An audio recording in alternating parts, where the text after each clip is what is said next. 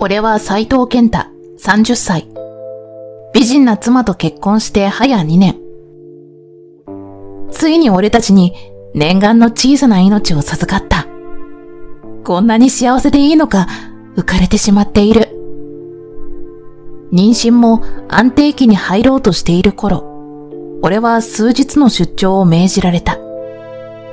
正直まだ安定期に入っていない嫁を一人置いていくことに不安もあったが、俺がいない間は義母が来てくれるから心配しないでと妻に後押しされたので、俺は4日間の出張に行くことにした。家に身重の妻を置いておくことが気にかかった俺は必死に出張先の業務をこなした。今回の出張は思いのほかうまく商談が進み、4日目の終電頃に帰宅予定だったが、昼過ぎには帰りの新幹線に乗ることができた。きっと妻が喜ぶぞ。お土産を片手に予定よりも早い夕方に妻に内緒で帰ることにした。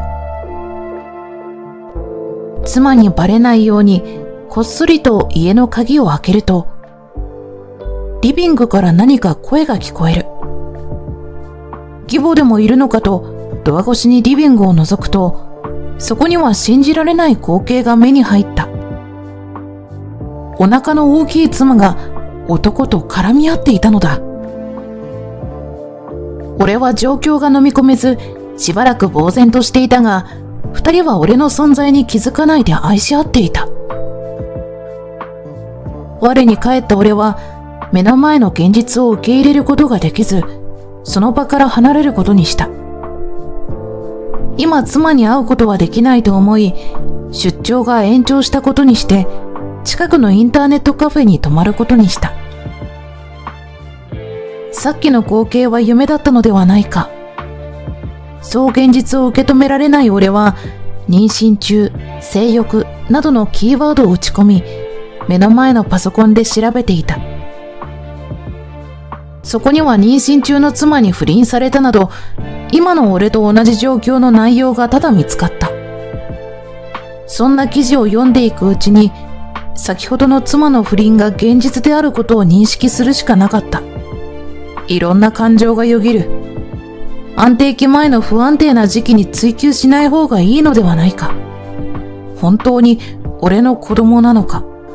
いろんなことが頭に浮かんだが、答えは出ない。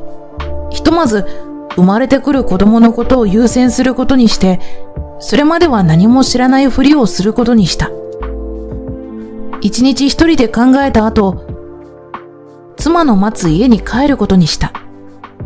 ただいま、と玄関を開けると、パタパタと笑顔の妻が駆け寄ってきた。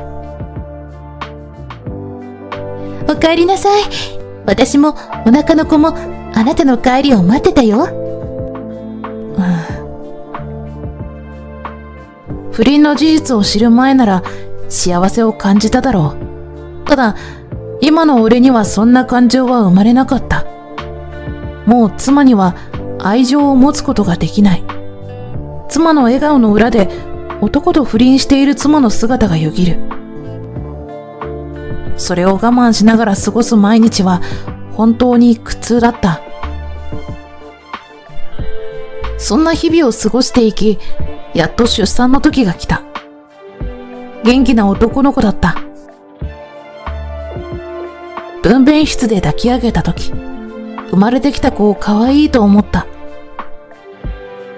ただ俺は素直に喜べない。本当に俺の子なのか。俺は妻には内緒で子供の DNA 鑑定を行った。結果は俺とは血縁関係なし。最悪の結果だった。不倫だけではなく托卵までするなんて。俺は妻に怒りがこみ上げてきた。そして復讐することを決めたのだ。子供との生活も慣れてきた数ヶ月後、100日日のお祝いをしようと、俺の実家に妹夫婦も呼んで集まることになった。おお、いらっしゃい。かわいいな。もう100日になるのか。早いわね。今日は妹家族も来ているし、お祝いしましょうね。両親も妹夫婦も皆新しい命に祝福モードになっている。お祝いしてくれてるところ、申し訳ない。実は話したいことがあってきたんだ。俺の雰囲気から何か感じ取ったのか、父の顔が真剣な表情になった。そして、中学生になる姪を別室に行くように促した。そんなに改まってどうしたんだ？実はさ、俺の子じゃないんだ。俺の衝撃的な発言におのおの反応した。なんでそんなこと言うの？ひどい。私たちの子供じゃない。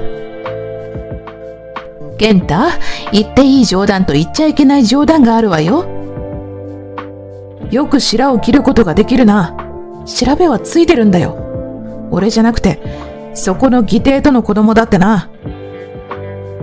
妻の不倫相手は妹の夫である義弟だったのだ。俺はそのまま続けて DNA 鑑定した結果をみんなに見せた。あなた、どういうこと？いや、何のことだ。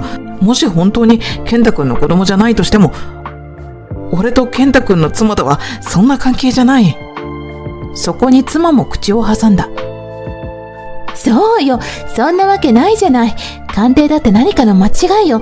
私が不倫なんてするわけないじゃない。まだ言い逃れしようとしている。俺はさらに追い打ちをかけた。そうだな。DNA 鑑定は他人の子供ってことが分かっただけだ。でも、これを見ても同じことが言えるのか？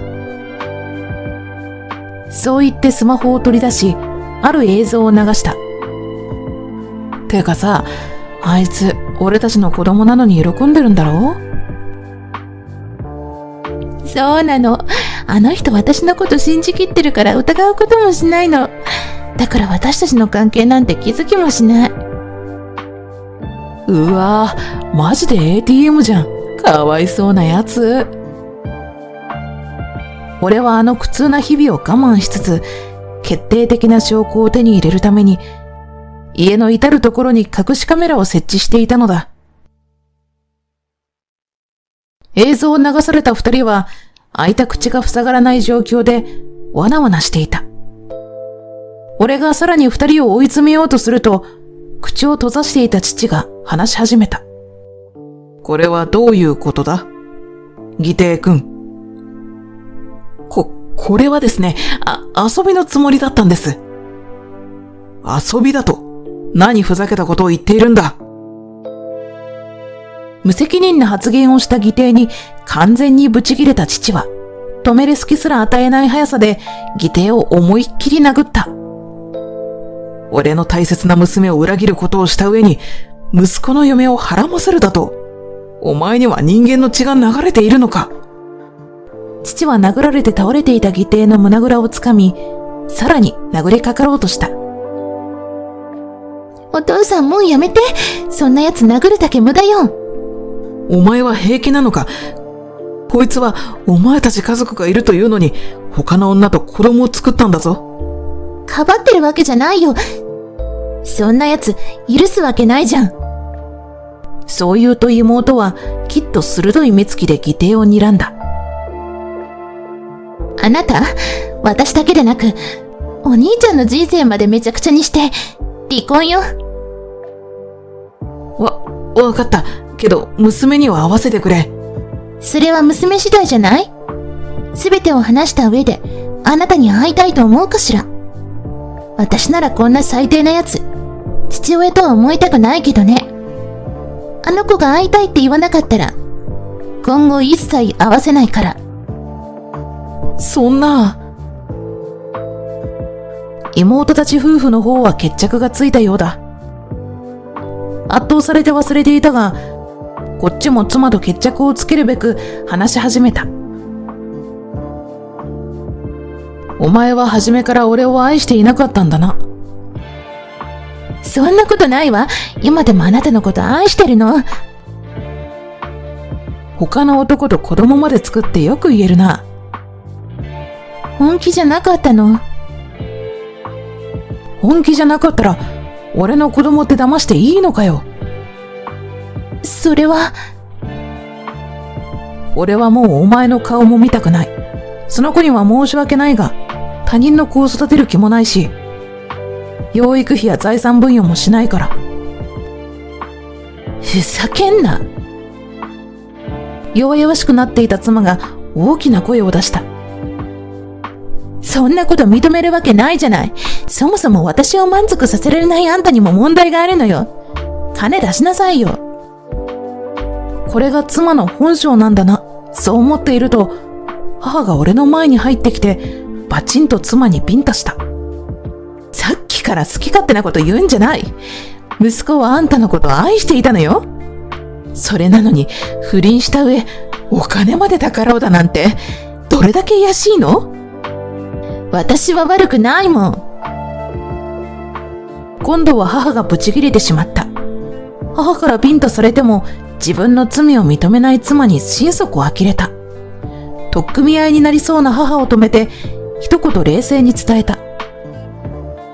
とっととここから出て行けよ。言われなくても出て行くわよ。パパに言いつけてやる。そう言って実家へ帰っていった。数日後、義両親を連れて家に乗り込んできたが、妻は都合の悪いことは伝えていなかったらしく、例の証拠と映像を見せた。すると、義両親の怒りはすべて妻へ向き、妻は義両親からも説教されることになった。DNA 鑑定の結果や数々の映像が証拠となり、子供の親権や財産分与はこちらの要望通りになった。